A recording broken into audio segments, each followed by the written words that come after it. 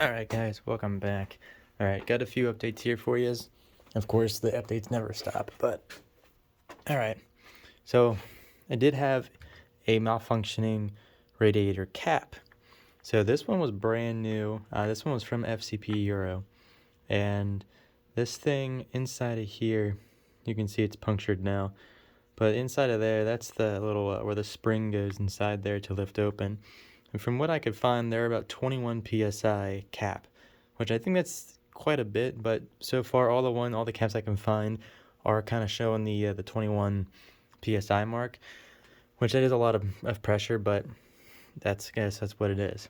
But going through this, I was trying to just test the cap and see if it was opening or not. And I mean, I got some my screwdrivers and whatnot, and I was trying to push on this thing and it will not budge at all. So I put all my weight on this and it still would not even move, and I went ahead and filled this cap right in here with some coolant I had, and I filled it up, and then I was also pushing on this to see if it would drain out, but it would not move. So obviously this cap was faulty and was not letting this vent like it was supposed to. So I went ahead and I ordered another one. This one actually came from O'Reilly's. It was about the cheapest and quickest way I could get one. So this one is the same. It's this is a Euro cap. So this one I can actually push my finger in and I can feel it move. So that makes it this is way better to me anyway. So I'm gonna have to put just a little bit more coolant in there, kind of settling down a little bit there. But this cap seems like it works exactly how it's supposed to. Just gonna go ahead, and it doesn't have that little click point like these ones do. Like they kind of stop and they kind of snap where they need to go, like on the little corner here. But this one lines up just fine. So I'm just gonna use that, see how this one works. Hopefully that works way better now. I did fix best as I could that leak here in the radiator. It was a little bit of a pinhole at the very top corner here. I went ahead, since I couldn't actually put a torch to it. It was too close to the edge where it crimps together on the plastic part. It was too close to that, so I couldn't actually put heat on it and do like a solder on it.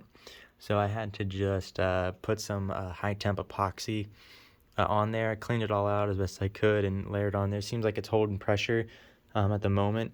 I haven't ran the car just yet, but I was able to take it off. There's a little overflow cap point on the radiator, since it's a cheap knockoff one.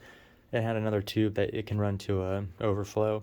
So I just used that and I was able to pressurize the system a little bit right there. And it seemed like it was holding pressure just fine. So did all that. I just got the cap this morning, so I got that all put together. I went ahead and I'm going to show you guys. I got a new harness plug for the, what do you call it? For the fuel pumps underneath the seat. So this is a brand new one. Right here is here's the part number, if anybody's interested in it. And here's the old one. So this old one right here, guys, was a bit of a problem. That's why I was like, let me take this tape off here, because I just kind of taped them off a little bit. Yeah, you can see these are split open. These wires, not good. Seem like they're pretty fine, but yeah, those are split open. Didn't want to mess with that no more. So I just went ahead. They're like 13 bucks for a brand new, like, half harness. But going in the car, I still have it all taken apart here. But yeah, this plug is fine. This goes to the harness up through. But my cap here, I'm gonna show you guys right here. As you can see, it is melted. Yeah. So the plastic did melt. It must have gotten way too hot and melted the plastic there. And unfortunately, it's leaking fuel through the bottom of there. There's actually a little bit of a gap where there was a little bit of a E55 arresting in that. And I tried pressurizing it. Yeah, I just put my mouth over it, and I pressurized it with my mouth a little bit, and you can hear it go back into the tank. And yeah, so it's leaking there. So what I did was I ordered a bulkhead for the fuel tank. So I know VRP sells one, but it's $175, and it has like the little plug for it. But I'm not about spending that kind of money for just a piece of wire. So I ordered myself a 4-wire bulkhead, which I will be able to drill a hole right in here, and then I can run. I have new extended lines coming, fuel wire lines, so I can run extensions to it.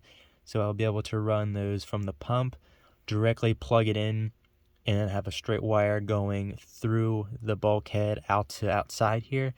And that way I can wire into my new harness, so I can just use those directly. That way I'm not doing any more soldering or anything on the inside of the tank, so it's just a straight line, no issues with that. Then I'm just gonna go ahead and clean this little plug out, and then just fill it with epoxy, something fuel resistant, just to fill that up and seal it off, and then we'll be golden. Because just seeing that leaking out a little bit right there really was concerning, and seeing how hot that got. So I'm pretty sure that the wires that are going through there are definitely not big enough gauge wire for the Walboro 450s, because those do draw 20 amps each, and the regular circuit on this was set at 30, and that blew my fuse at a 30 amp. So I upped a 40 amp fuse into it, but then I think this was a little too much for it into there, which this wire is perfectly fine for it. So I'm just going to go ahead and redo these. Just a little bit of ease right there. So it'll take just a little bit of work. It won't take too long to redo that. But right now I definitely don't want to drive the car anymore, just because I don't want it to burst into flames, because that would actually really suck after all this work. So yeah, so that's the updates right now, guys. I'm just waiting for some parts at the moment. Yeah, I said there's bulkheads and some wires, and then I'm just going to take off the plugs on the pumps themselves, just the connectors, and I'm going to take those apart, and then I'll just solder together those pins and put them right into the new wires, and make everything just look as clean and professional as possible. That way nothing's going to happen. The circuit's going to be just fine for what it's putting out now. The pumps will work as they should, and no possible way of a fire. But yeah, guys, I'm going to leave off the video right there. Again, I'm just waiting for some parts at the moment. As usual, this is a continuing thing with this car. So yeah, that's it for now, guys, and thanks for watching, and I'll catch you on the next one.